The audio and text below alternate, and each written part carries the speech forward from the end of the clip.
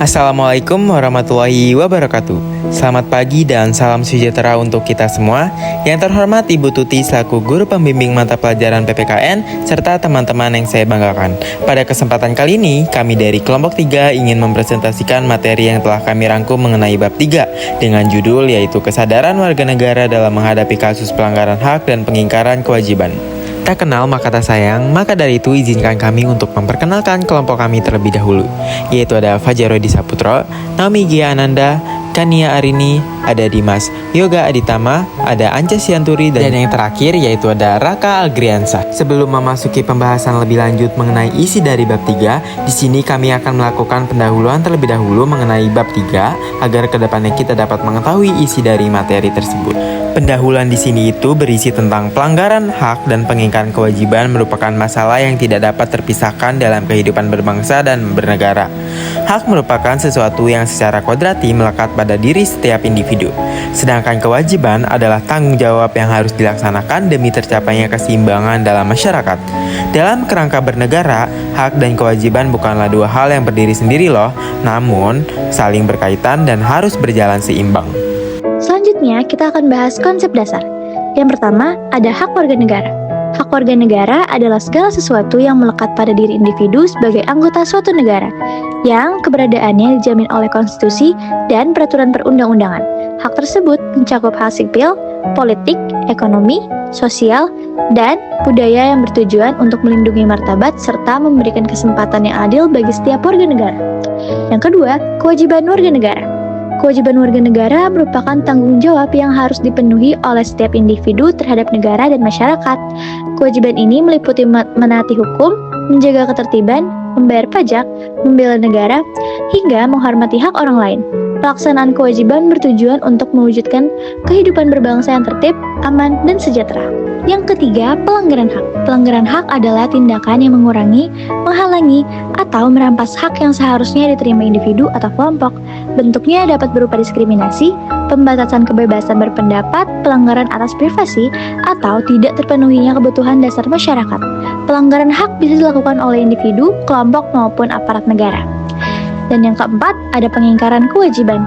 Pengingkaran kewajiban adalah sikap atau tindakan warga negara yang tidak melaksanakan tanggung jawabnya sebagaimana semestinya. Contohnya adalah tidak mematuhi peraturan hukum, enggan membayar pajak, merusak fasilitas hukum, atau bersikap acuh terhadap kepentingan bersama. Tindakan ini dapat mengganggu stabilitas, keadilan, serta kesejahteraan bangsa. Nah, tadi kan sudah dijelaskan Naomi nih mengenai konsep dasar dari materi bab 3. Selanjutnya yaitu ada dimensi Pancasila dalam menghadapi pelanggaran hak dan pengingkaran kewajiban, di mana kesadaran warga negara dalam menghadapi kasus pelanggaran hak dan pengingkaran kewajiban harus didasari pada nilai-nilai Pancasila. Yuk kita simak penjelasan nilai-nilai Pancasila tersebut. Nah, teman-teman, selanjutnya kita akan membahas tentang kesadaran dan praksis dari sila-sila Pancasila. Sila yang pertama, ketuhanan yang Maha Esa. Kesadarannya yaitu menanamkan nilai-nilai agama dan moral sebagai dasar dalam bersikap, sehingga warga negara terdorong untuk tidak merugikan hak orang lain dan mampu melaksanakan kewajibannya dengan penuh tanggung jawab. Praksisnya yaitu menghindari tindakan yang bertentangan dengan nilai kemanusiaan seperti intoleransi dan kekerasan, serta mengamalkan perbuatan baik yang memberi manfaat bagi sesama. Sila yang kedua, kemanusiaan yang adil dan beradab. Kesadarannya yaitu memahami bahwa setiap manusia pasti memiliki hak dan martabat yang sama tanpa diskriminasi. Kesadaran ini mendorong sikap empati, tenggang rasa, dan menghormati perbedaan. Praksisnya yaitu menolak diskriminasi, perundungan, dan kekerasan, serta melaksanakan kewajiban untuk bersikap adil, menolong sesama, dan menjaga hubungan yang harmonis dalam kehidupan bermasyarakat. Nah, selanjutnya ada sila ketiga yaitu Persatuan Indonesia. Kesadarannya menyadari bahwa keberagaman suku, agama, dan budaya adalah kekuatan bangsa. Persatuan hanya dapat terjaga jika setiap warga negara melaksanakan kewajiban dan menghormati hak bersama. Praksisnya yaitu menjaga kerukunan, mengutamakan kepentingan bangsa di atas kepentingan pribadi atau golongan, serta menolak segala hal yang dapat memecah belah persatuan. Selanjutnya, sila kerakyatan yang dipimpin oleh hikmat kebijaksanaan dalam permusyawaratan perwakilan. Kesadaran dari sila ini merupakan menyadari pentingnya demokrasi yang menjunjung hak menyampaikan pendapat sekaligus kewajiban untuk menghormati hasil keputusan bersama. Praksisnya, mengikuti musyawarah dengan sikap terbuka, menghargai perbedaan pendapat, serta berpartisipasi aktif dalam kegiatan demokratis, baik di lingkungan sekolah, masyarakat, maupun negara. Selanjutnya, sila keadilan sosial bagi seluruh rakyat Indonesia. Kesadaran dari sila ini merupakan meyakini bahwa keadilan adalah hak semua warga negara tanpa terkecuali. Kesadaran ini mendorong sikap peduli terhadap kesejahteraan bersama dan menolak kesenjangan. Praksisnya, tidak melakukan korupsi atau perbuatan yang merugikan kepentingan umum, mendukung pemerataan pembangunan, serta berkontribusi dalam kegiatan yang meningkatkan kesejahteraan rakyat. Berikut adalah 2 ayat mengenai hak dan kewajiban warga negara Indonesia dalam Undang-Undang Dasar Negara Republik Indonesia tahun 1945. Ayat yang pertama yaitu yang berbunyi, yang menjadi warga negara ialah orang-orang bangsa Indonesia asli dan orang-orang bangsa lain yang disahkan dengan perundang-undangan sebagai warga negara. Ayat kedua berbunyi, yaitu penduduk ialah warga negara Indonesia dan orang asing yang bertempat tinggal di Indonesia.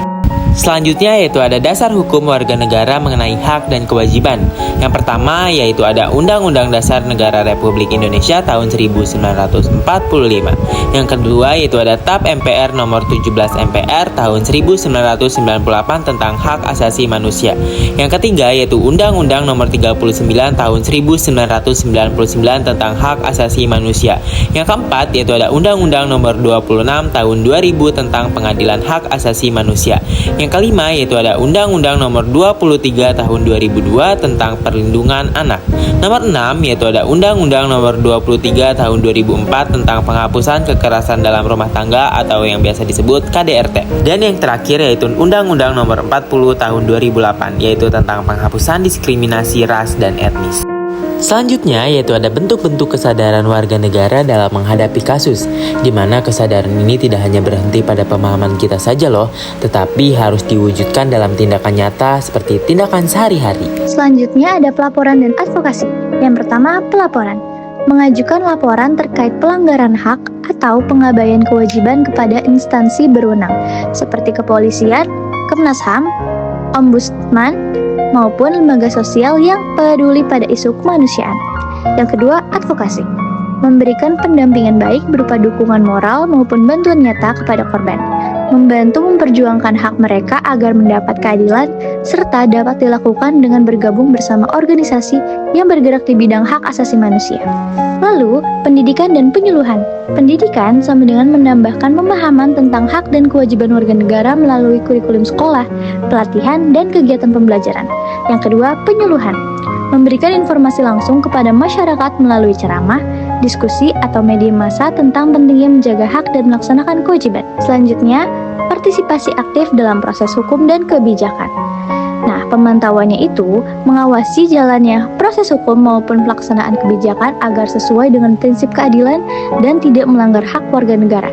Sementara aspirasinya menyalurkan pendapat, saran, atau kritik kepada pemerintah dan wakil rakyat untuk mendorong perbaikan aturan serta penegakan hukum yang lebih baik. Nah teman-teman, selanjutnya ada peningkatan kesadaran publik. Poin pertama tentang penyebaran informasi, yaitu memberikan informasi kepada masyarakat tentang hak serta kewajiban warga negara, termasuk dampak negatif dari pelanggaran dan pengingkaran. Yang kedua ada diskusi, yaitu menyelenggarakan forum, seminar, atau dialog publik yang bertujuan untuk meningkatkan pemahaman dan kesadaran masyarakat dalam menjalankan hak dan kewajibannya. Nah, selanjutnya ada kontrol sosial. Poin pertama yaitu kritik konstruktif, yaitu menyampaikan masukan yang membangun terhadap kebijakan atau tindakan aparat yang dinilai belum maksimal dalam melindungi hak warga negara. Poin kedua ada gerakan masyarakat, yaitu turut serta dalam aksi atau organisasi masyarakat sipil yang memperjuangkan keadilan, transparansi, serta akuntabilitas penyelenggara negara. Nah teman-teman, yang terakhir ada pembinaan nilai dan karakter. Poin pertama, keteladanan, yaitu menjadi contoh warga negara yang taat hukum, bertanggung jawab, dan menjunjung tinggi norma. Poin kedua yaitu penolakan. Menolak segala perilaku yang berpotensi melanggar hak atau mengabaikan kewajiban, baik dalam kehidupan pribadi maupun kehidupan sosial. Nah teman-teman, gimana nih? Kalian sudah dapat menyimpulkan belum dari bab 3 yang telah kami jelaskan tadi? Jadi kesimpulannya yaitu kesadaran warga negara dalam menjalankan hak dan kewajiban merupakan kunci terciptanya kehidupan berbangsa yang harmonis. Dengan berlandasan nilai-nilai Pancasila, setiap individu tidak hanya dituntut memahami hak dan kewajibannya, tetapi juga mengamalkannya secara nyata dalam kehidupan sehari-hari. Tindakan seperti melaporkan pelanggaran, ikut serta dalam proses sosial maupun hukum, serta menunjukkan keteladanan akan memperkuat persatuan dan keadilan. Melalui kesadaran kolektif inilah, bangsa Indonesia dapat terus maju, menuju masyarakat yang sejahtera, adil, dan beradab. Nah teman-teman, itu dia isi dari materi bab 3 tersebut ya. Semoga rangkuman yang telah kelompok kami rangkum bermanfaat ya untuk kalian semua, dan kalian bisa menerapkannya dalam kehidupan sehari-hari. Mungkin cukup sampai di sini saja ya teman-teman pertemuan kita. Kami meminta maaf apabila informasi yang kami sampaikan itu masih belum lengkap. Semoga kedepannya kami bisa jauh lebih baik lagi. Kami pamit undur diri dulu ya teman-teman. Wabillahi taufiq wal hidayah. Wassalamualaikum warahmatullahi wabarakatuh.